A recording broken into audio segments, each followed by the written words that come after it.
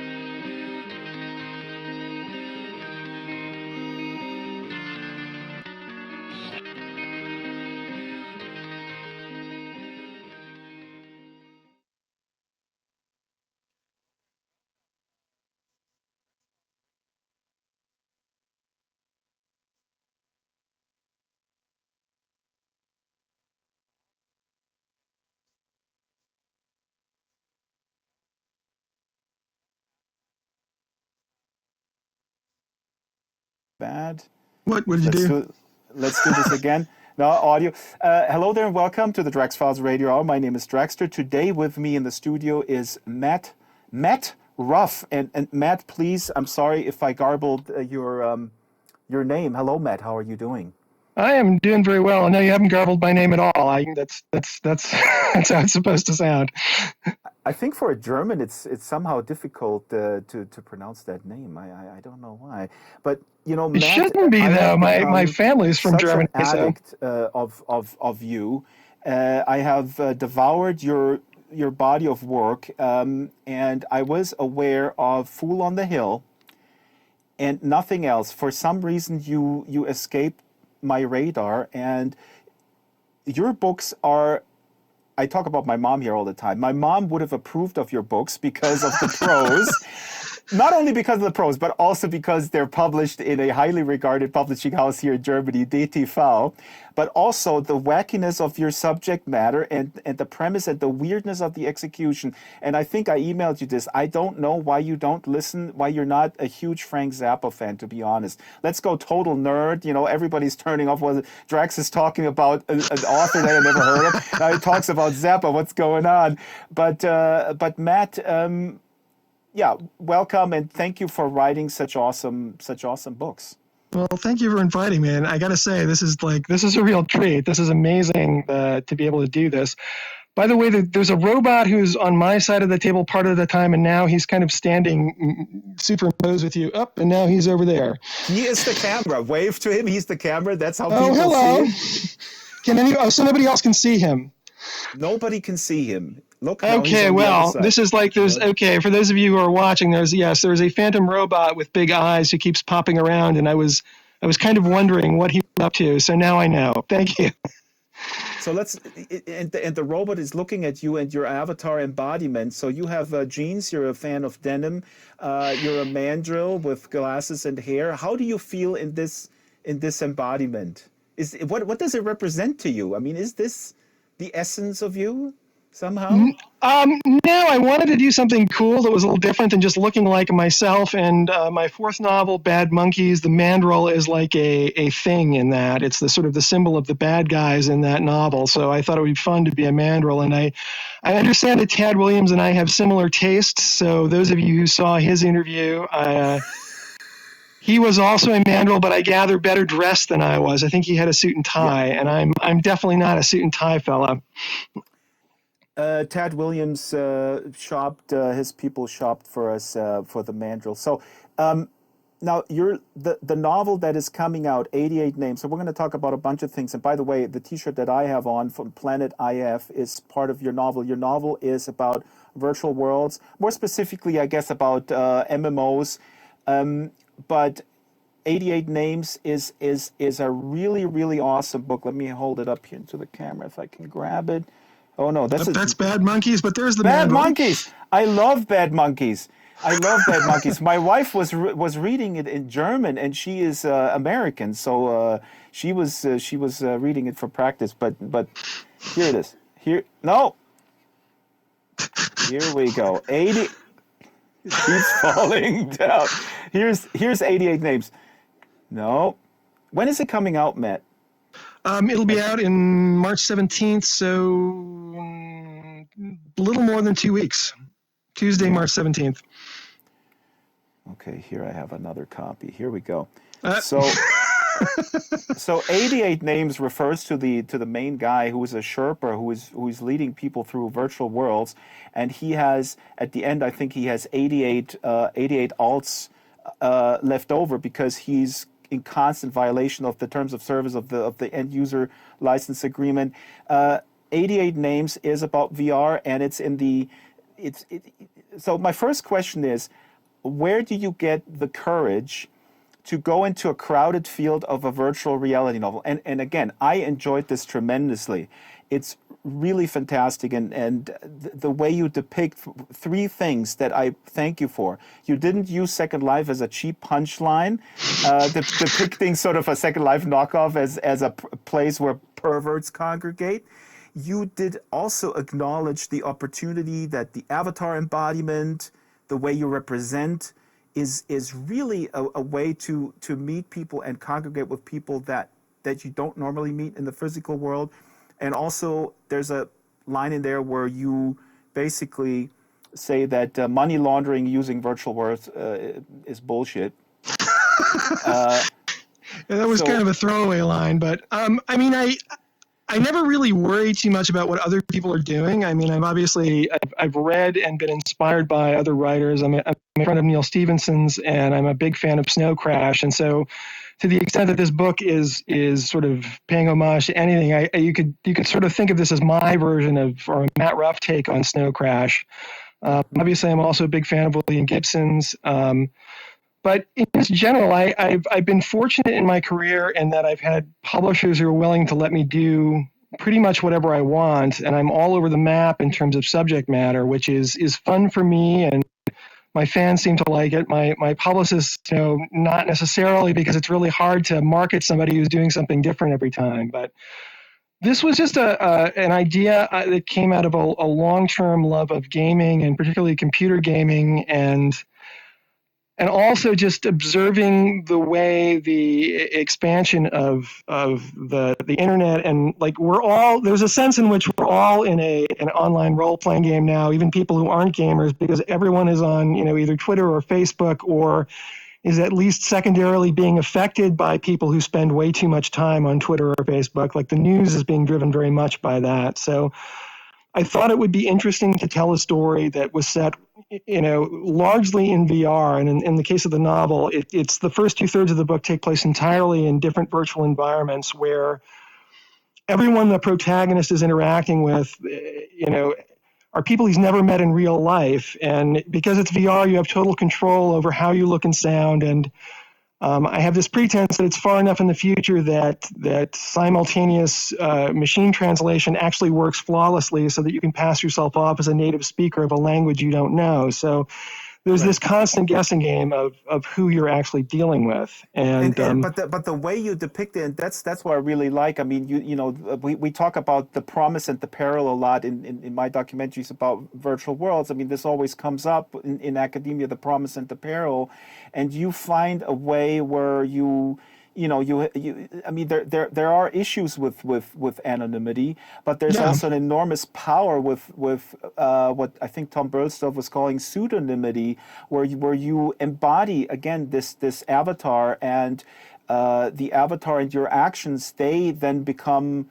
they're your calling card. So it's not as anonymous as a commenter or a griefer. I mean, of course, a griefer could sign up as the main protagonist, who's not a griefer. He could sign up, just he gets kicked, and then 2 seconds later he's back on. I mean, that stuff does happen all the time. But you find sort of this middle ground, which I love,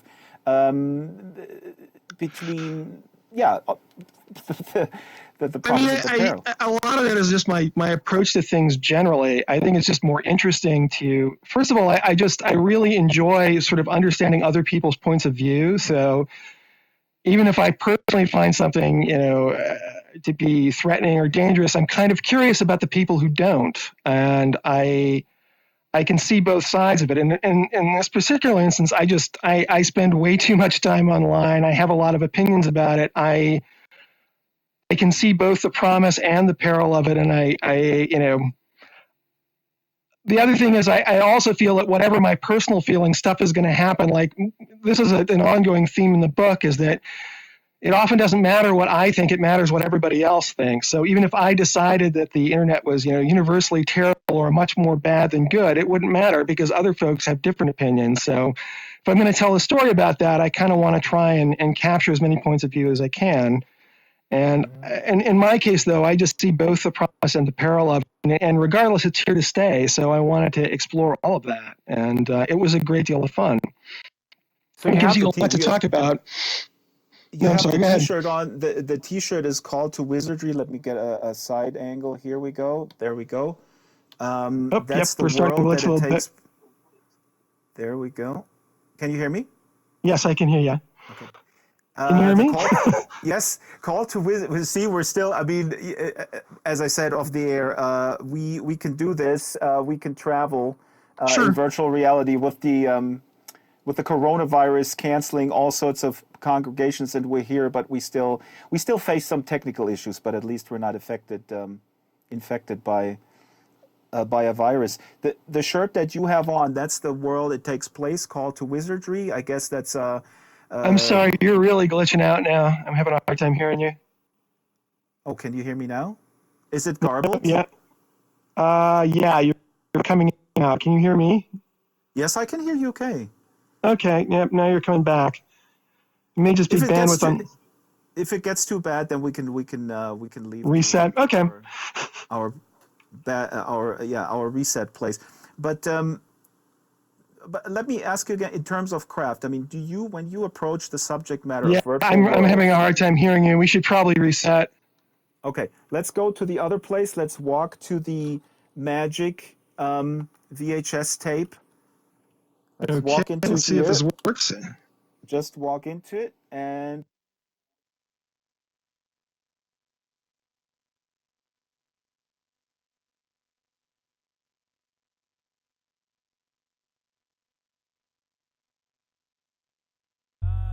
And I'm back. Hello.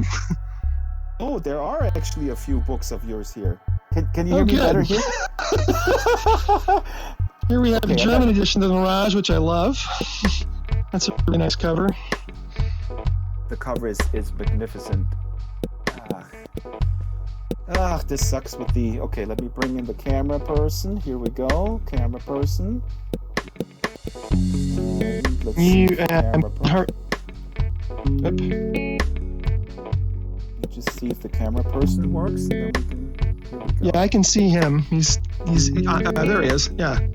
Okay. So if this gets bad, then we can go back to the other one. All right. So Matt and I are in a undisclosed location, and what we were just talking about his new book, 88 Names. I am wondering about the craft here. I mean, you've done it numerous times, as you said. You're hopping genres. I want to talk about the other books, Mirage. I probably love the most. So you're hopping these genres, but what do you do in terms of research or are you obsessed, or do you have advisors that tell you, wait a minute, this has been done a million times? I mean, that's just something I think is the essential fear of any artist. It can be an obsession, the obsession of originality, but also there's a very practical fear of not being repetitive. I mean, I think that as far as doing something that's been done before, I'm a weird enough person in the connections I draw that even if I'm doing a subject matter that's been done a lot of times, I tend to bring things to it that wouldn't occur to anybody else. So I don't worry so much about that. Unless it's a really unique setup scenario that somebody comes up with first, like one of the earliest versions of Sewer, Gas, and Electric, I had a bit of business in there about a guy who, it was going to be about a workman who's driving to work, and for reasons I never quite figured out, somebody had rigged an atomic bomb to the speedometer of his car, and it was basically the rule were going to be if the thing sped up above a certain. If he sped the car up above a certain speed, the bomb would arm and announce its presence in the car, and then he would have to keep above that speed, or it would go off and take out the whole city. And that sounds familiar. Mm-hmm. Yeah, and the funny thing is, I thought about this, and I ended up not using it. And I told myself, well, and this was back in like the early '90s when this occurred to me. And then I told myself, well, that's a good bit of business. I can always use it in another novel. And of course, it turned out that I got beaten to the punch. Speed came out, and it was like somebody else thought of the same idea. Theirs wasn't an atomic bomb, but other than that was just so close. There was no way I could have reused that idea without somebody thinking that, oh, you stole that. So, but in general, if I'm moving to a particular broad subject, I just assume that I'm not have to worry about being too close to what other people are doing. And so. But I mean, with gamers, I mean, I don't want to harp on this point, but gamers are so, especially gamers. I mean, and the Mirage, you write from the point of view of detectives who are Muslim and who work in Baghdad. In Lovecraft Country, you write from the perspective of African Americans in the Jim Crow South. But and that's tough to pull off, and you pull it off. But gamers, that I mean, in case you didn't know that, they love to take things apart. They love to mount campaigns on social media and say. And by the way, I try to not read Goodreads reviews or anything, but there was one where somebody said, "Oh, Matt Ruff could have used a Sherpa in a game world or something." I looked at that yesterday. No, I mean, well, with the gaming, I just feel like it's kind of that this is actually closer to my native country than a lot of the other settings I've talked about. I mean, this is probably John Chu isn't me, but he's closer to me than a lot of the other characters and protagonists I've written about. So I felt comfortable with taking liberties. I didn't really need to do any extra research. I mean, there's a joke in the novel about John Chu's dad doing, quote unquote research for, his own work by spending a lot of time in virtual reality. And that's me, where I spend way too much time playing games, and I try to kid myself, well, maybe I can use this in something. And it's just trying to justify my own procrastination. But no, in this case, I felt comfortable enough. He's a screenwriter in Hollywood. He ends up being a screenwriter, but earlier he's a would-be novelist who, instead of writing, spent way too much time playing video games, and that, so of course eventually decides to go write screenplays instead. But yeah, so in this case, I felt comfortable with making my own decisions, and I knew what I was doing. If I need something more carefully researched, my wife, Lisa, is a rare book expert and a professional researcher. She, and she works for me for free. So if I need a bunch of leads on a specific subject, regardless of what it is, she's very good at tracking stuff down for me. So that, so in terms of that, I'm in good shape. And then I just don't worry too much about originality because I'm weird. Yeah. I'm somewhat odd, and I draw different connections than other people do, and it kind of works for me. That's why I'm so because on your blog on your website, which I think is great. I mean, you do write a lot about the background and the where things originate and ideas, and then you have this playlist of music that you listen to when you write. I mean, I have not seen that from somebody else. That's awesome. And with your weirdness, again, I mean, for me as a Zappaholic, Dweezil Zappa, by the way, is scheduled also to come here into Sansa, so I'm really thrilled about it. I mean, I used to play in a Zappa cover band. I transcribed Montana, but I don't want. It's not about me. But it actually surprises me that you are not a total Zappaholic. But that's totally. I don't know. It's weird. Again, I have these weird gaps in my things I've been exposed to. There's certain things that were really popular that I just never got around to listening to and never got obsessed with. And then, the other thing about those playlists, it's funny. I stopped doing those for the last couple of novels because I realized that I'd reached a point in my life where I've sort of got my playlist set, and I still will occasionally discover new things, but I don't spend as much time listening to the radio, so I'm less likely to discover new music than I was when I was younger. So if I did the playlist for 88 Names, it would probably be very similar to the playlist for the Mirage or for Bad Monkeys, with maybe a handful of additions. So, but at some point I'll have to do that again because I've got enough new stuff now that I could probably do a slightly expanded playlist. Oh, I'm the same. I like to be open-minded, but frankly, I mean, I'm at that age where I always go like, well, this sounds like these guys, and I annoy my 16-year-old quite a bit with that. Who's a great musician, but he plays stuff for me. Said, how do you like this, Dan? I go like, yeah, that sounds like these guys, and I guess that's a normal trajectory of life where you, I mean, we're talking about pop music essentially. No, yeah. But how do you actually listen? This fascinates me. While you actually write, can you actually listen to, or do you have to be, what's the process? I could not do it. If I write anything, it has to be totally quiet, or in a cafe with a sort of an amorphous noise. But if I hear music, my brain wants to analyze it. This makes me laugh. For me, it would be much more distracting to have other people around. The main thing is I need to be alone. If I'm actually working, like if I'm working on dialogue, I will generally, if I'm going to listen to something, it'll probably be music without lyrics. But Yeah.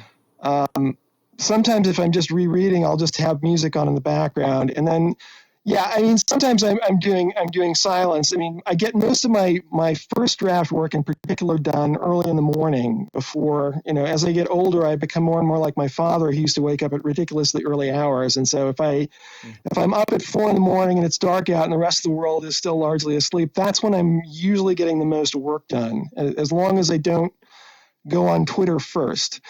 Same here. Yeah. That is really the best advice. Kids, listen, when you get up early, but don't check your messages or go on social media first. Do that later. Do that after the first Yeah, hour that's the thing. But and at that hour, I'm more likely to just have dead silence in the room because I don't want to wake my wife up.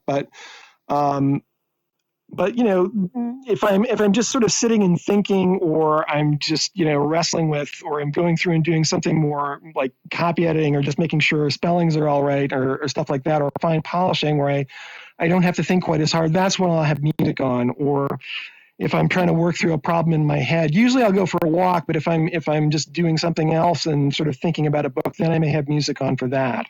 So. But yeah, it's like when I need to concentrate and do dialogue or come up with careful descriptions or stuff like that, then it's usually either no sound or just, Philip Glass, Pauluscazzi or Koyaanisqatsi soundtrack. No. That makes total sense. But now, in terms of structure, like I said, where do we have it? The Mirage. Hold it up into the camera, Matt. The Mirage I love. Now the Mirage is. Perfect. We can see it right here. This is the German cover, and the Mirage is about essentially it's an alternate history, I guess they call it, this genre, and the 9/11 attacks happened in the Arab world, but on November 9th, and it's everything is reversed. Yeah, it's the last world superpower is the United Arab States. North America is broken up into small, mostly despotic countries, and it's Christian fundamentalists flying planes into the towers, yeah, flying planes into downtown Baghdad, and one into the defense ministry in Riyadh. Riyadh is basically Washington D.C. in this alternate reality. And so the story is about a group of Arab Homeland Security agents in Baghdad trying to solve a mystery about 7 years after what they call the 11/9 attacks. And so there's been a war on terror. They've invaded the Eastern Seaboard and set up a green zone in Washington, D.C., and a lot of other things are reversed. But the other thing, it doesn't just switch the geopolitical situation. It also switches. Sorry to interrupt. There's also a 24 type television show which is called 24/7 Jihad, and I mean, there's an Arab Jack Bauer. I forgot his name, but something I forget Al Bashir or something. I think Jafar al Bashir. But basically, the idea with this reversal is it's not just the reversal of the geopolitical situation, but also a reversal of sort of who matters in stories like this. So yes, the good guys are all Arab Muslims from Arab Homeland Security in Baghdad, but the main villains are also Arab Muslims. Saddam Hussein in this alternate reality is still a bad guy, but he's a gangster because he can't be a dictator because Iraq is just a state. It's not a country. And Osama bin Laden is a war hero and a respected senator, but he's also, secretly a bad guy. And Al Qaeda is an anti-terror organization that's actually working against the government. And so it's like the good guys and the bad guys are the Arab Muslims, and then the Americans are kind of they don't matter. They're sort of the faceless bad guys who show up and blow up bombs in Baghdad, but they don't count as much. And you'll have one or two Americans who are sort of the nice guys there who are there just to prove that not all Americans are bad. And it's like, no, some of us are fine. But again, that's like they don't count. And so that's the real reversal going on. It's like, what if, not just the political situation, but the sense of who matters in the world were reversed. And I was so impressed with this book because if you read the blurb, I guess people could say, well, this sounds like a gimmick, but it is not a gimmick at all. You really go very, very deep into exactly the question why do national entities like the U.S. in this regard reserve the right to be the good guys? What is this sort of based upon? What kind of conduct in the national arena or the international arena? And you have David Koresh from Yeah, he shows up too. Yeah, I was going to we say have our own. infamous leader of the Branch Davidians who was killed in the Texas siege in 1993. You have good guys and bad guys on all fronts. And Saddam Hussein, as you said, I mean, he's still a thug. He's also an author. I don't know what's up with the authors all the time. But He actually was even in Iraq. I believe he wrote. I believe he wrote actual novels that I never translated. But yeah, that was also based on. He had written some novels about, I think, called Zabiba and the King, and a couple of others like that. So I kind of took that and ran with it. This impacted me so much that I wrote probably a real sort of kitschy review on Goodreads, which I normally don't do, where I compared you to John Steinbeck and, called me crazy. But no, I thought like sort of the moral subtext here is so strong. That's sort of what I meant by it. But again, my question here is, how do you was this where who did you have on your team? I know your wife or others to kind of vet the tone here. I mean, this could have been. You could have also walked into a total minefield with this one, where people then say, and actually my wife said, oh, like an American Dirt situation, where someone from a completely different cultural realm sort of asserts that he or she knows something about a different cultural realm.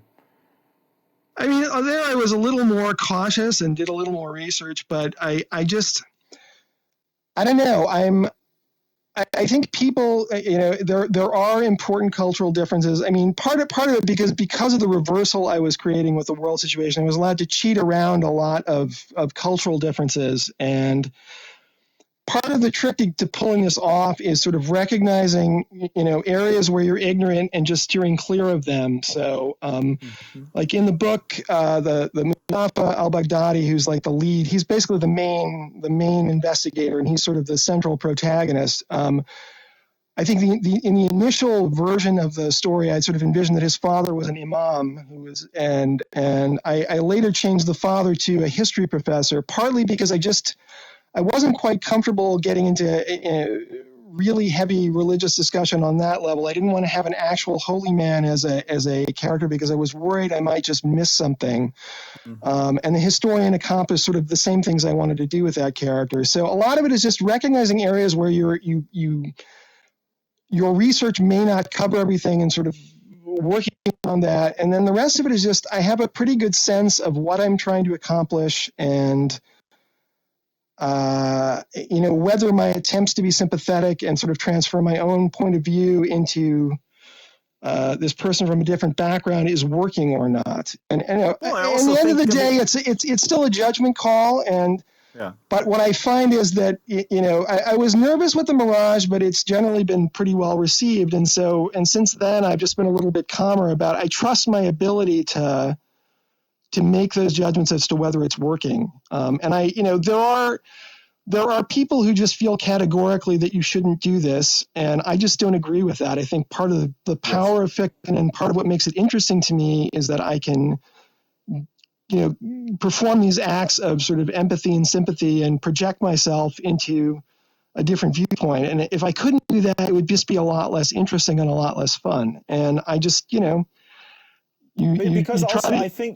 I think what you, I'm sorry to interrupt, but go ahead. also think, because, I mean, I mentioned American Dirt, which is, there's a controversy around this book where a white author, I think her name is Janine Cummings, is writing about a Mexican immigrant and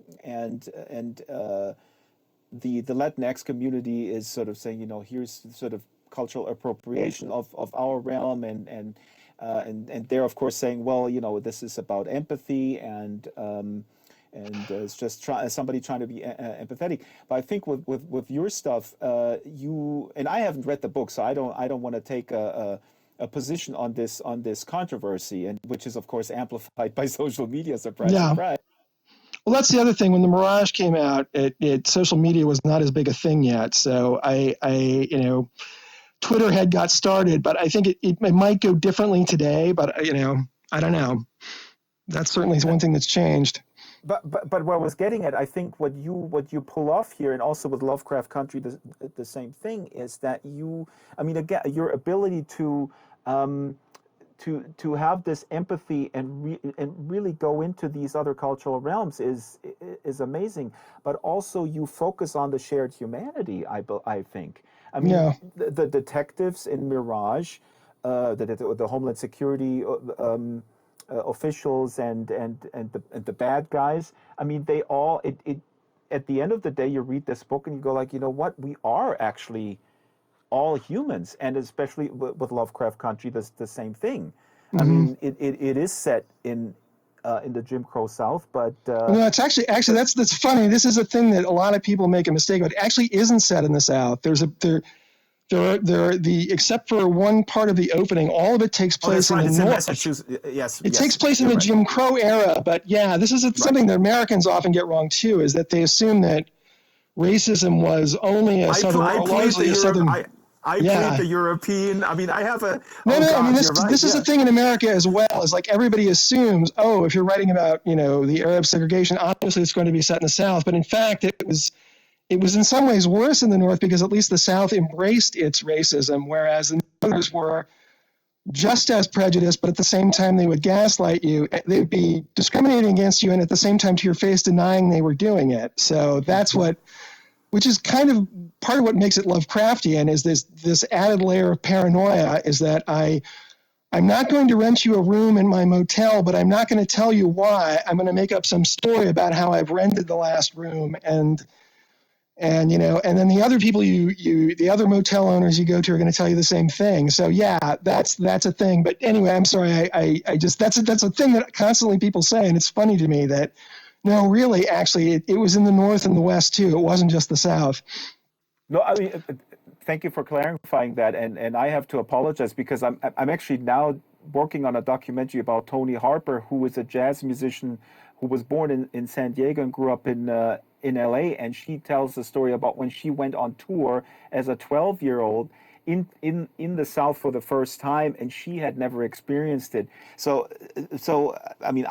I apologize. I should have been aware of this because this is something I'm researching myself. How sort of the coded and sometimes the systemic racism that it was still instituted in the northern part of the country. But with Lovecraft Country, let's get into this a little bit because this is different from the Mirage because it is a very specific experience that white people just don't have.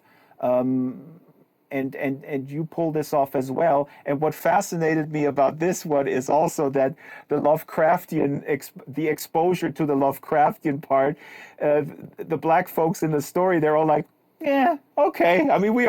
It's like, what's the difference? We're used to all this crazy shit. So, that was sort of that is awesome. That is the point of the title, was that it's like the big question in Lovecraft Country is which is the bigger threat to your safety and sanity? Is it, the more mundane horrors of racism, or is it, the creature under the bed or the Loch Ness monster or whatever? And the answer is, it's the day-to-day racism, but also in a weird way, that works where my protagonists, because they're constantly, they can't even, do a simple drive cross country without being worried about if I break down in the wrong place, if I stop at the wrong or take the wrong exit, I can find myself in a life and death situation before I know it. That in a way, the strategic planning of that and just the mind-bendingly crazy stuff that happens just dealing with white America Right. makes it in some ways easier to be matter of fact about, yes, wizards and, teleporting to other worlds and all the other paranormal things that happen. Right. It was just, this is something a number of interviewers and reviewers have remarked on. They were like, wow, these characters seem to be pretty matter of fact when they're encountering all this, like she's living in a haunted house. And I'm like, well, yes, but she's also But surrounded by neighbors who want to burn her out of the house. So, which is, it's kind of six of one, half dozen of the other. Absolutely. I mean, I don't want to the way it resonated with me is also. I mean, I tell this all the time. I'm married to a woman from Hawaii who is mixed race. We have a mixed race son, and for me as a white guy, I'm looking at the world differently for the last 20 years because I'm experiencing it through her when she pushes the stroller with a white baby in California in sort of an upscale neighborhood. The cops are slowing down, like, is this child kidnapping or is this the nanny? And so those kind of things were completely new to me. I tell her this and she goes, yeah, what do you expect? So this is kind of sort of the notion of Lovecraft Country, which is awesome. Now, let's stick with Lovecraft Country for a second, because it's a number of your books have been optioned, and I didn't know this. The Mirage was also a treatment or something, or it was originally it's funny. My last three novels all grew out of I had an unsuccessful but very productive pitch session with a couple of TV people. It was in 2007 that I met with them, and they invited me to come up with interesting and edgy ideas for TV shows. And of course, you were too edgy. Well, no. What I figured is that any TV series, even something that's tailored to be doable, is still going to be a long shot. So if I'm going to play the lottery, I might as well play for big stakes. So I came up with ideas that I knew were probably too far out there for American television at that time, but that I thought would make really great shows if somebody would do them. So I pitched The Mirage, which of course it's a 9/11 story in the middle while the Iraq War was still going on that is critical of America. And so of course that didn't go anywhere. And then I pitched Lovecraft Country, which is a story about racism with an almost entirely black cast. And again, in 2007, that was somewhat more palatable, but still kind of on the edge of what people were willing to do. And then the last one was 88 Names, which I have to say, of the ideas, was the one that they came closest to being interested in. And partly for that reason, I thought, well, if they're willing to do it after they've rejected my other two ideas, maybe this isn't as cool. But then, after that, I was just kind of in love enough with these stories that I wanted to go ahead and try and use them as novels. And I started with The Mirage because it seemed to be the most time sensitive, that either I'll write it now or I never will. And after that, I figured out a way to make Lovecraft Country work. And again, the idea of this too was that the books would be sort of a second pitch, a sort of a second proof of concept that really these are good stories and we can do something with them. And in the case of Lovecraft Country, that really worked out, where right after it came out, the cultural landscape had shifted enough that the idea of that kind of a TV show was much more acceptable. And I also had the good fortune to get Jordan Peele's attention just as he was finishing Get Out. So,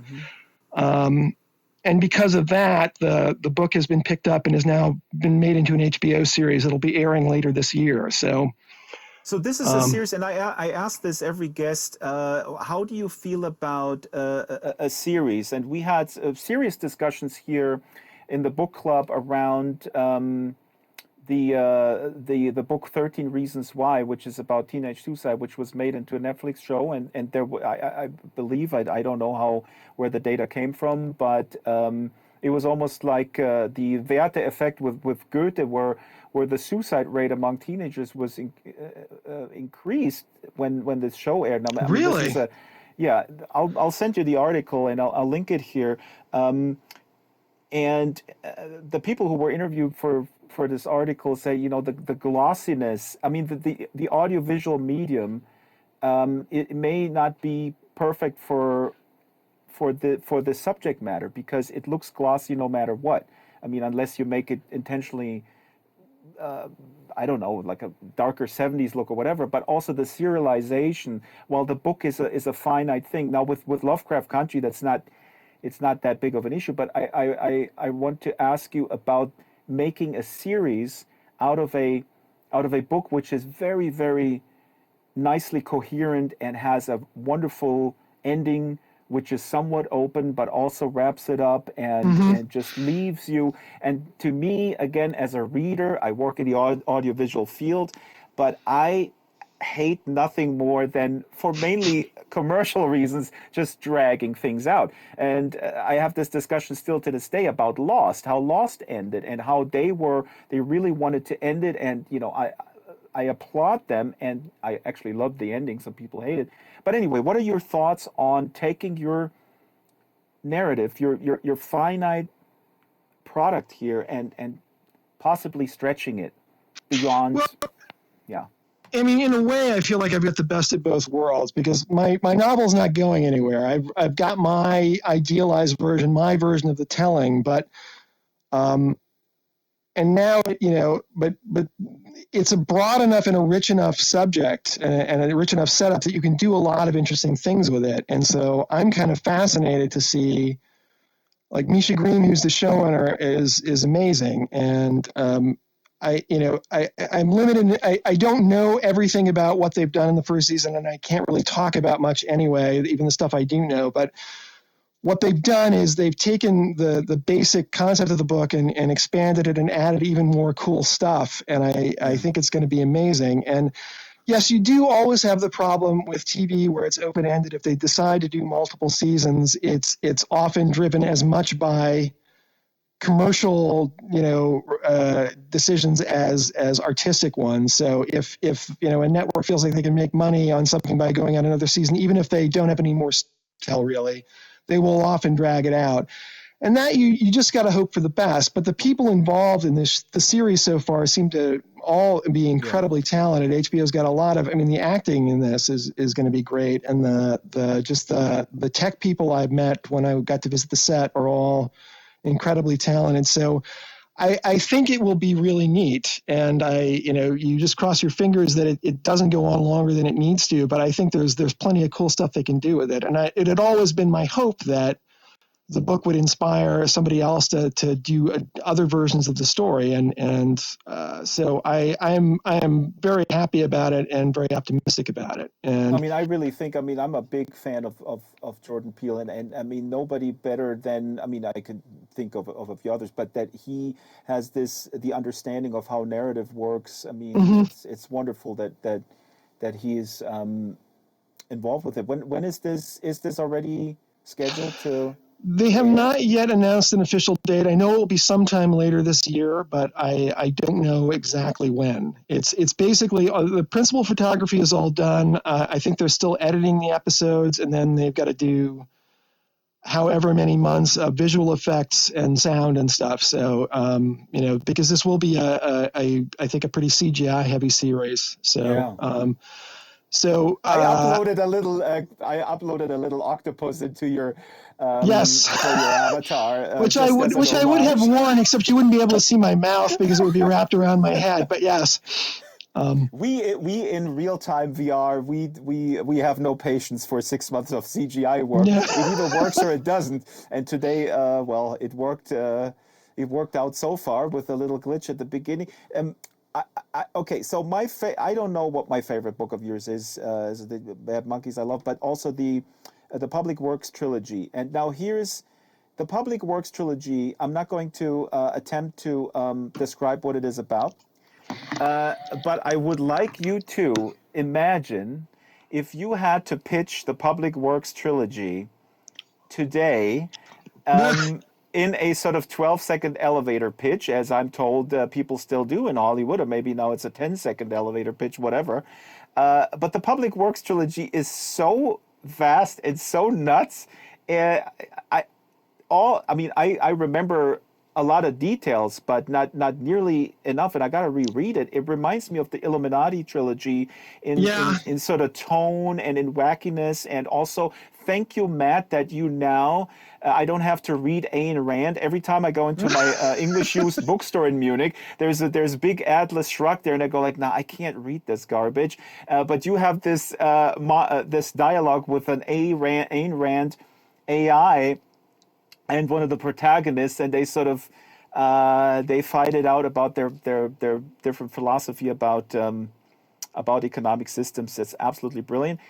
How would you I how would don't you say think there what is is a 12. I mean, there really isn't a 12-second pitch. That is probably my most unfilmable story. I mean, the closest I can come is that it is a satire of Ayn Rand's Atlas Shrugged with a whole lot of other stuff bolted onto that. And was that yeah, kind there of is the no there origin is no the origin 12-second elevator pitch, I guess, is the problem. Although interestingly enough, there is a producer whose name escapes me at the moment who was interested in trying to film it. So who knows? But I have no idea how I would try to pitch that. I probably wouldn't.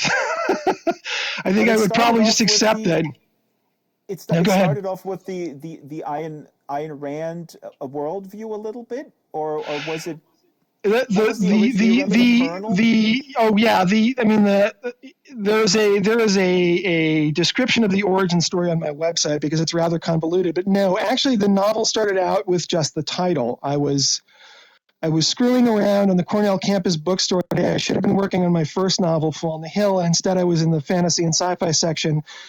And this was the late '80s, and I was looking at all of the fantasy trilogies that had been inspired by Lord of the Rings, and I basically got off on this riff of what is the weirdest title for a trilogy that could still conceivably be a good story. And I had a bunch of different ideas, and the one that stuck was this idea of a public works trilogy with where it was like sewer, gas, and electric. And I think the reason that stuck with me was of all these weird ideas I came up with, it was the only one that sort of vaguely suggested some sort of setting. It made me think of some sort of futuristic metropolis where the different public works, organizations all had some kind of power. So, and for a long while, that was all I had. And that bumped up into, I think it was around that time I got curious because I had been seeing this Ayn Rand Atlas Shrugged book in bookstores for years. It was a white cover then, so it was this big white brick that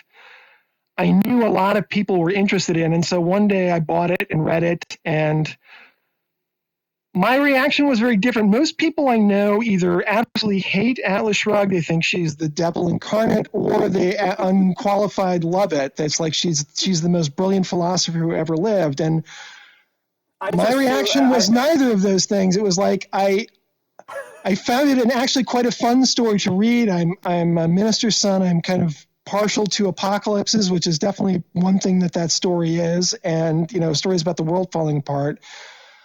And I didn't agree with her philosophy, and I thought in particular her treatment of human psychology was very bizarre. The characters in Atlas Shrugged aren't three-dimensional people. They're sort of, I don't know, they're sort of anthropomorphized philosophical principles, and they act in really weird ways that normal people don't act. They don't experience jealousy. They don't experience envy. right. And You.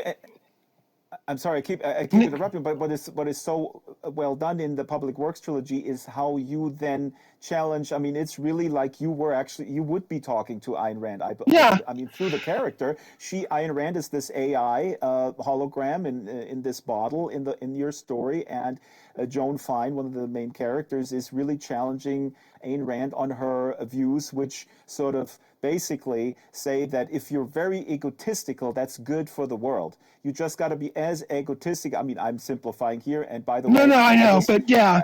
I want to say for the record, Ayn Rand can do whatever she wants. The big problem that I have with her is that a lot of people in charge of various sort of political positions believe that she is the greatest philosopher. And I think that's a problem if we sort of implement that. But I mean, that was the thing. It was like, to me, it's like I didn't think she was the devil, but I was curious. First of all, why does she think this way? How did this book get written? And so my immediate thought was it would be, and the only good review of hers I ever, the one that sort of worked with me, there was a guy, I think it was Terrence Ratty, review of Atlas Shrugged for the New Yorker, and it was funny. Like, he pointed out the absurdities of the book, but he didn't get upset. He was just like, and so that struck me as like, yeah, a satirical view of this book would be kind of cool. And at the same time, I wanted to understand Rand's person and figure, where did she come from? Why does she think this way? And it would be kind of cool if I could figure a way to bring her into the satire and give her a chance to speak for herself and force her to reckon with other people who didn't agree with her. But in the book, she's an AI. She's trapped in a lantern and she's carried around by this woman who is a liberal activist and also a lapsed Catholic. So the last person Ayn Rand would ever want to be trapped with, but she can't leave. So Joan is carrying her around, and I love doing this, taking people who would never want to interact in real life and then trapping them in a situation where they can't kill each other and they can't leave, and seeing where we go from there. And so that was one of the main kernels, and that hooked up with a bunch of different ideas to form the nucleus of this novel. But that was the idea of doing a satire, but not just ridiculing Rand, but sort of trying to make sense of her and even giving her a chance to say her own piece. And and I still have, I have a certain fondness for her, even though I continue to think, that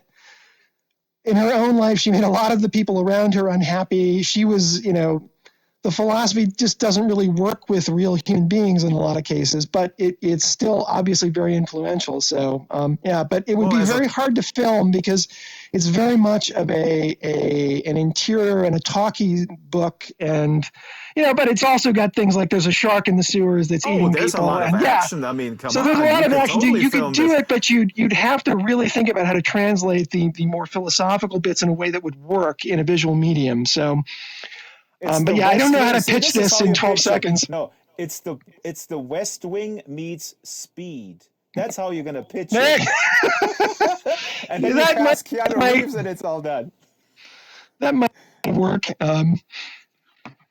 We're bouncing against the top of the hour, and thank you for being patient here. And I know in a headset it can be very, very hot, so we will wrap this. We promise to mingle with the crowds at least for a few minutes. I have no idea if there are crowds. We'll go to a 2-minute interstitial while I'm changing machines, and then we'll meet over at the place. My last quick question about, and you can be very brief, what I find interesting is that the 88 Names is, especially compared to the Public Works trilogy, is a very, very streamlined narrative. And it's like you're honing your skill. I mean, is this an intentional thing that you wanted to, you sort of had challenged yourself into making something that is more streamlined and less sprawling? I mean, I love all of this, but I kind of expected, to be honest, 88 Names to be 3 times the length and go into really like all these tangents that I sort of come to love from the Public Works trilogy. So I'm just wondering if you go like, I'm bored with this. I want to prove to myself that I can do something really tight.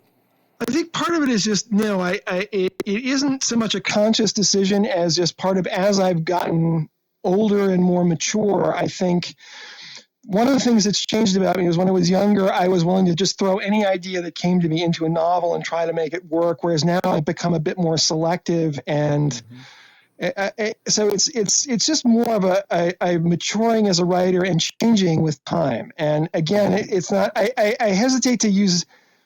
The problem with the world mature is that I like the way I write at any given point in my life, and it's not that the old books are bad. It's just that they speak to a different sensibility than the one that I have now.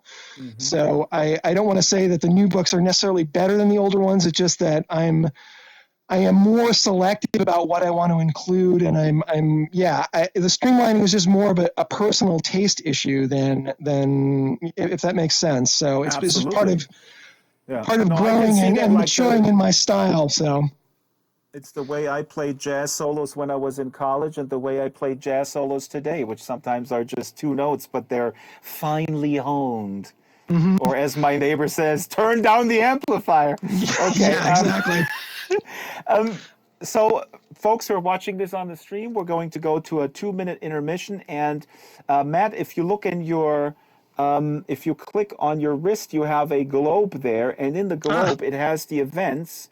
And, at the events, we have 3 people at the events, and I will see you over there at the events, and we'll just let's do just 5-6 minutes and see what happens over there. Sure.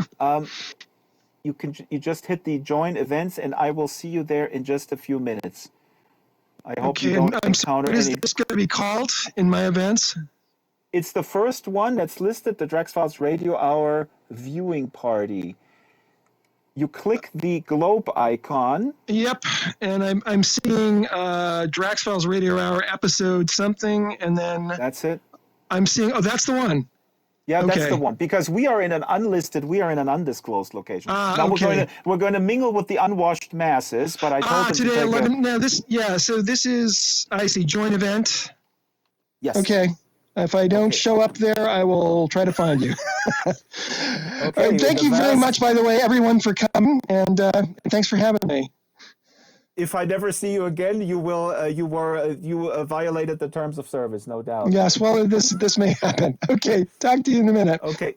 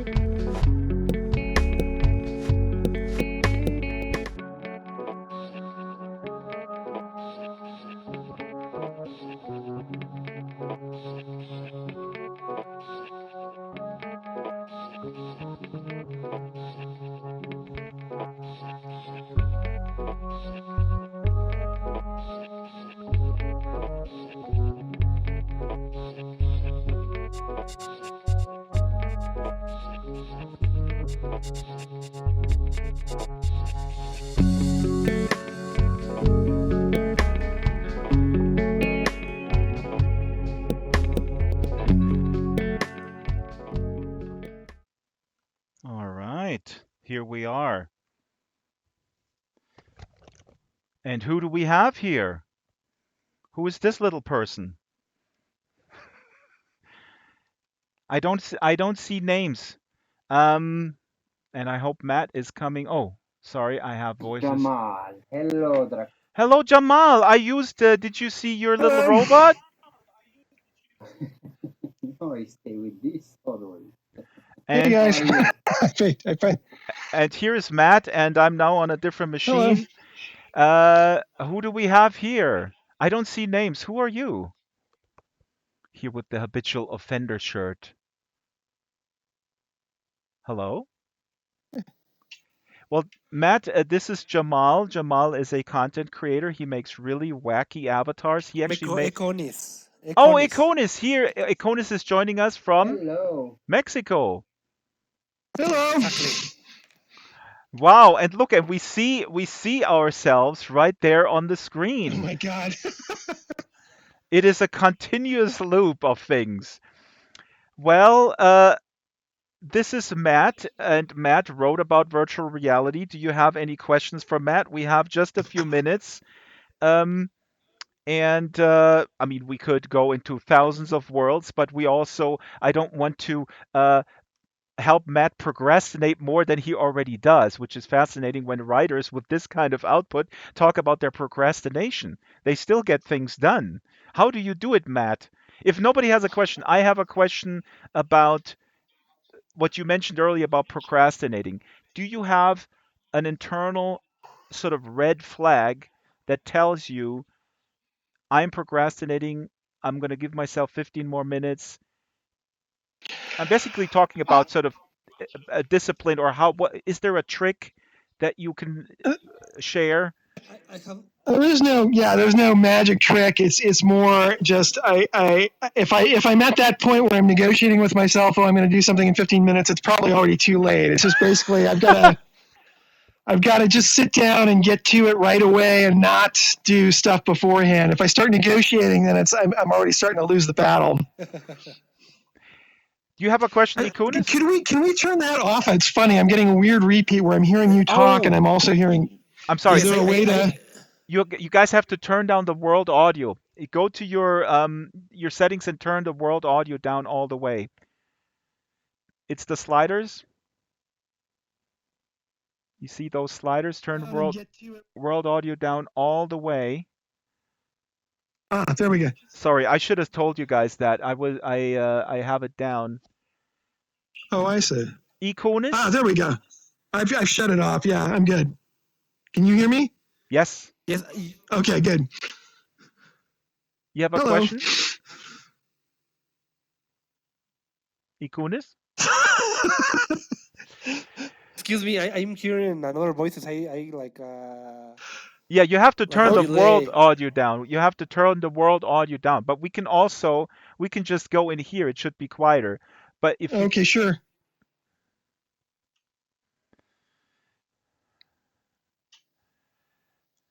This is for every sociologist, and it's a fascinating glimpse into what works and what doesn't. Ikunis, you just have to turn the world audio down. Jamal, come in here. Yes. Yeah, sorry about the confusion, guys. No, I was having the same problem. this is my bad. The problem is that we wanted to actually have a mixing board where you mix it in real time, and then people can just bring it down. So what's your question? We just have a few more minutes with Matt. Excuse me. Excellent. I like the idea of being of coming here with my avatar, like the book, like a monkey. This idea I like it very much. I feel that I will be immersive in the book, something like that. You Uh, feel you're inside the book. yes, in like an idea of that, that I will be reading the book and maybe first the experience of being an avatar of this monkey or something like that. I like it very much. Well, The idea. No, I love that. Yeah, I love the fact that you guys can do this so quickly. I'm just amazed that the t-shirts didn't exist, a few days ago, and now they do, and that's great. I And actually think, I mean, there's an overlap, and we did events with two people who work at Marvel Studios, and what was actually quite interesting that they were not aware how fast the train is moving with sort of making these production tools accessible. I mean, there's still a huge difference between doing CGI and especially compositing it into um, real life shots in a big movie, but the speed with which we had these two Marvel guys and we were giving them a tour and they were like, "Whoa, who built this?" And I said like, some dude who taught himself Blender in a week, and then put the lights on, and so it's akin to, I guess, the revolution of digital audio workstations, I guess, where everybody has a 128 track recording studio built into their laptop, which does not necessarily result in always top-notch quality, but at least it broadens the production tools, and it levels the playing field a little bit. Yeah. no, I'm really impressed with this, though. It's just, yeah, it's amazing stuff. So, yeah, it is.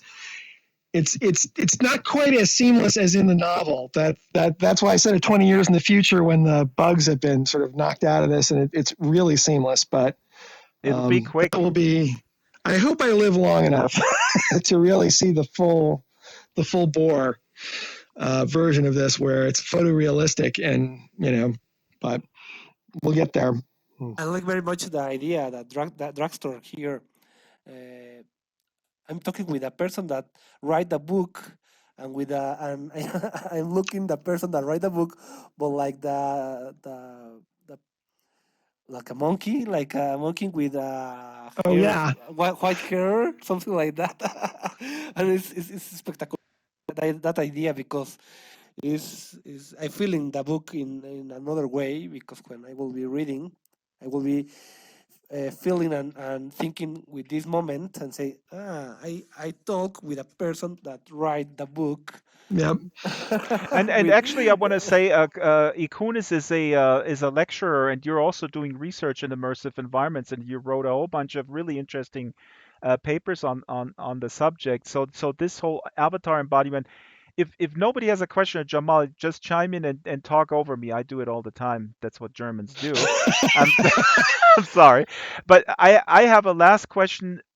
If you are at all concerned uh, the dominance of audiovisual entertainment. Now, I work in this field, but I could not live without books, and I maintain that reading, the ability to conjure up worlds from the page as a reader is a skill that is incredibly important. And the I don't know, I don't want a semi-authoritarian state that sort of demands that you read and or restricts television time, which my parents did. I think they did a good job, but it was, anyways. I'm not going to get into the details. And no, I mean, actually, you know what my No, parents I did? know what you're talking about. They handed me coupons. They handed me coupons that I had to redeem, right? On Sunday, I got like 5 television coupons. So it gave me agency to choose what I wanted to watch, but it also limited that like an allowance. And It made you think about it. exactly. Do I So, really want to spend my time watching this? That's great.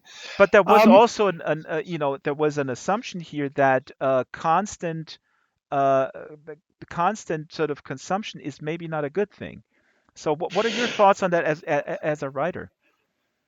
I mean, to me, the main thing I like about novels is I don't need anybody's permission to just go ahead and do what I want. It's like, I mean, you talk about having the tools to throw stuff together, and Three with hundred with million dollars, Matt, for just the shark scene alone. You can't do it. yeah, exactly. It's like, but with most of the audiovisual, it's a team sport where you have to convince money people to do it, and this is a discussion I had with my Hollywood agent that. There's a certain budget above which it's much harder to do what you want. Studios start to get nervous around $50 million, and if a movie costs more than that, there are just certain things you can't do because they will alienate the audience or they'll risk alienating the audience, and the studio will start stepping in and making you do things for financial reasons rather than artistic ones. And the beauty of a novel is I can do anything I want. I can take as risky an idea I want. I can write it and usually find a publisher for it.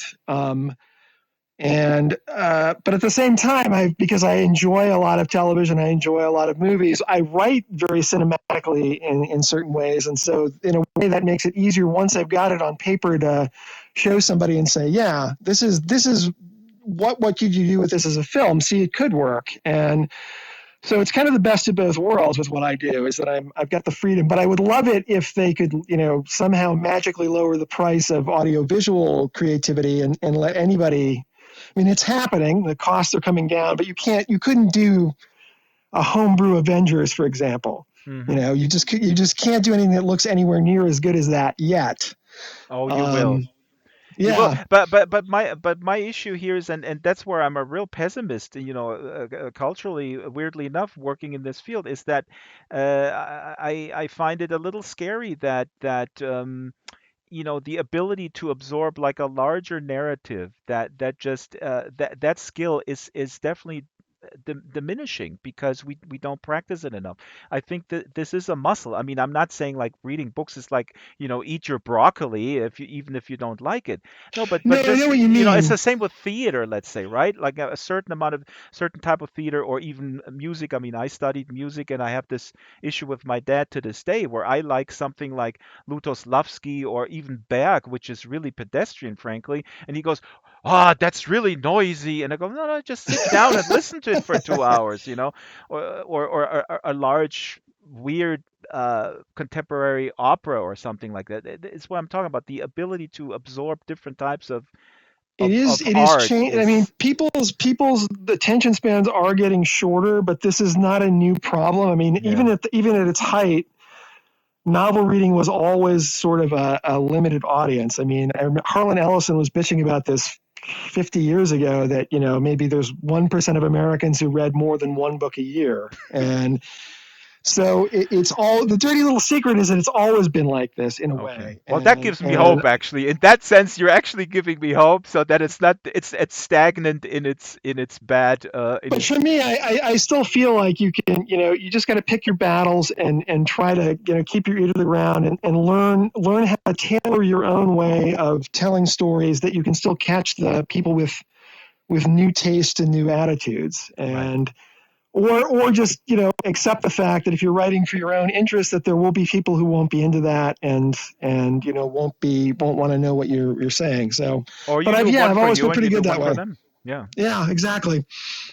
All right, let's wrap the show. Thank you so much, Matt, for your time and wonderful Yeah. discussions. And I apologize deeply for tech glitches. Again, for Oh no. me, I mean, I have this anxiety This like was much smoother. I got to tell you, this is much smoother than anything like this I've even remotely done. So oh, I that's good. expect a little. It's just fun. It's part of the fun. Well, They'll it's get it right eventually. it brings me back to my public access days, my first Yeah. days in radio. You run your own board and then you patch it up with duct tape. So, folks, 88 Names is out. Oh, we don't have it here in this instance, but 88 Names is out the 17th of this month. And again, um, I'm the living Amazon algorithm. If you like Snow Crash, and if you Matt just crashed, I think. If you like Snow Nope, Crash, I'm still here. oh, okay, you were froze there. That looked pretty No, cool. I was just listening. Um, Sorry. if you like Snow Crash, and if you like Ready Player One, and you pitched this before Ready Player One was even out, am I right? Kind of. Yeah, actually. Oh, yeah, Look this at that. predates it.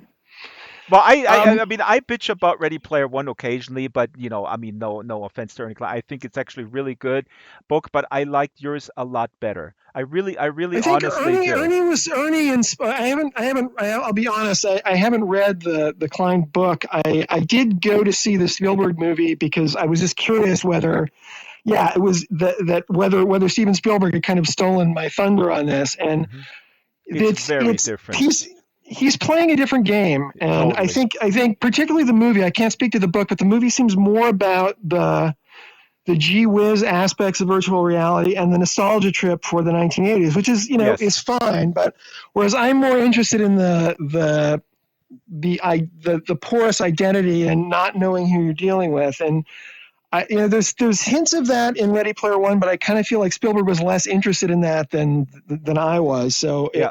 they're very different in the games they're playing, is the way I would put it. Yeah. No, absolutely. I would totally agree. And the book is different from the film, but it's definitely the emphasis is on sort of an 80s nostalgic for better or for worse, and the way you explore identity and the issues around identity is very different. So, anyways, everybody have a fabulous weekend. Next week we'll have Ken Liu. Of course, Ken Liu is a great writer in his own right, but also the translator of one of my favorite books, The Three Body Problem. So it's going to be awesome. And then we'll have Joanne McNeil, nonfiction book called Lurking: How We All Became Users while we were actually more than users when the promise of the internet came, and now we're all users. Are we, or are we still residents? And then at the end of the month is Simon Sellers with Applied Ballardianism. This is an awesome book, came out a couple of years ago, and yes, thank you everyone, and I will wrap the program Thank now. you very much. It's been good to see you. Bye. And I will say to my students to read this book. Yes, please Thank you very do. much, and thank you for coming. Bye. Bye bye.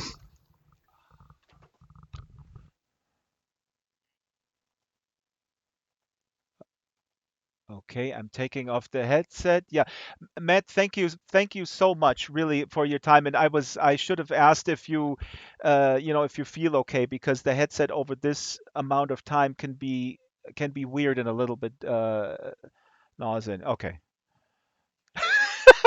you need a beer helmet, is what you need.